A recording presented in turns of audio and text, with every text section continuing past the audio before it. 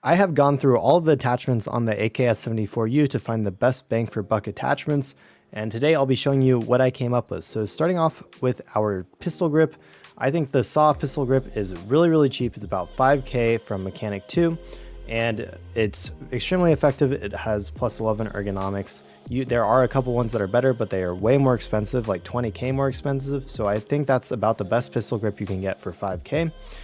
Next off, let's go on to the stock. The base stock actually isn't bad, especially if you put on the recoil pad on it. However, it does have a fair amount of horizontal recoil at 272.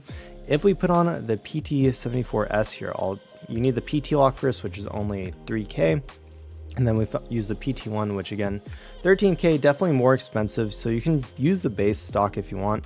And then the recoil pad again is 4K, and we throw that on there, but it definitely is a big upgrade from just the base one. Next, we can go on to the dust cover.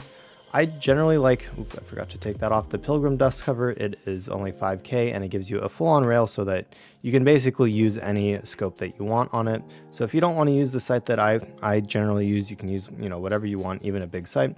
The sight that I usually use is the Delta Point. I think that it is very clear. I'll show you in the hideout later on what it looks like, but I think that it is a great sight. It's not too expensive, and it costs dollars, which is very nice because honestly, dollars are usually unused, so definitely a good thing to use. I'm keeping the standard mags. You can upgrade them to like 45 round mags or whatever you want, but I think for now it's fine. We can throw the RP1 on, again, very cheap, but you get a couple one ergonomics from it, so definitely worth it. Then we will take off the handguard, put on this one. This handguard is a Goliath one, I believe. Oops, one sec. Yeah, it's a Goliath alpha arms. You get a fair number of ergonomics, a slight reduction to recoil. It is not the best handguard. The best one, if you go to edit preset, is the CAA, or this one, the XRSU 47SU. But to be honest, it's way more expensive, and I think this handguard's good enough.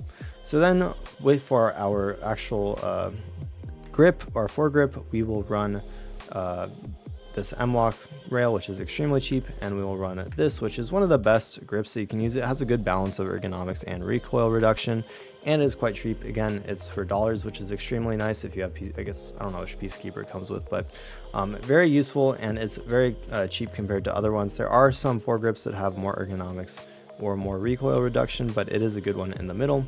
And finally, with our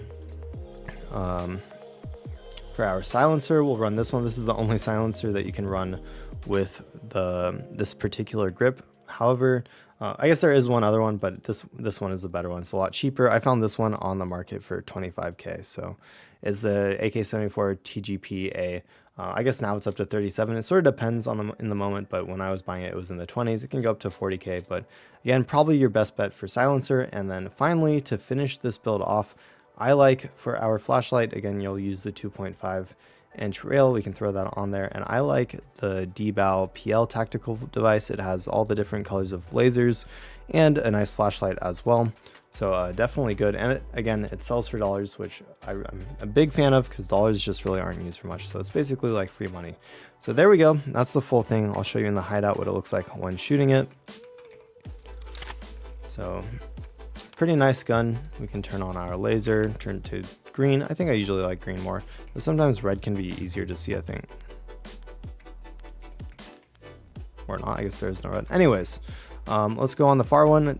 For our first one, I won't pull down at all. I'll just see what it looks like, and then the next one I will control it. So again, very controllable recoil. This is what it looks like when I am controlling it.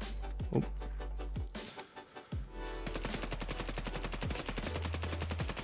Again, there is some horizontal recoil, so that's something to be aware of. You might even want to get a bigger mag, like a 45 round mag, just so you don't have to worry about that. But very controllable gun. And it feels great, and it's really not that expensive. I'd say that, like, here, I guess we can check what the full price is, though take it with a grain of salt, because it really depends what you can get the different attachments for. So yeah, there's fine parts, and then we get rid of traders.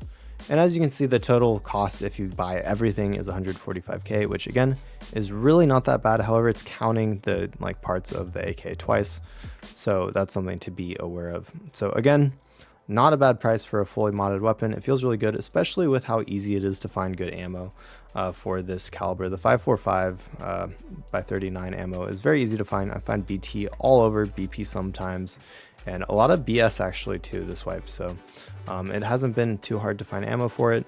And yeah, I mean, it's this one. It's a wonderful weapon. I definitely suggest you trying it out. And let me know what you think of this build in the comments below. I'm trying to build up my Discord community as well, so if you want to connect with me later on, feel free to join the Discord community. Thank you to my channel members, Jed and Hastrel. I really appreciate y'all. The continued support means a lot to me. And yeah, I hope everyone has a wonderful week. Good luck in your raids this week, and I'll see you next time. Thanks for watching, y'all.